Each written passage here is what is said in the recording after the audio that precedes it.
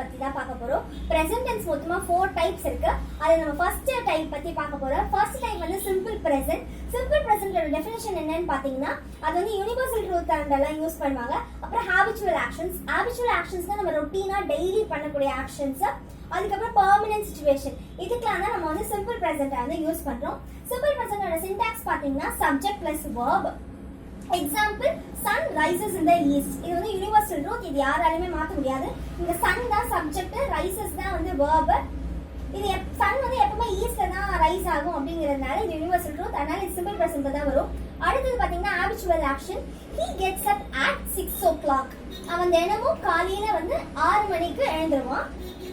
அப்புறமா third example பாத்தீங்கன்னா we live in Canada. இது வந்து பெர்மனன்ட் சிச்சுவேஷன். நாங்க எல்லாரும் வந்து கனடால தான் வாழறோம். Thank you.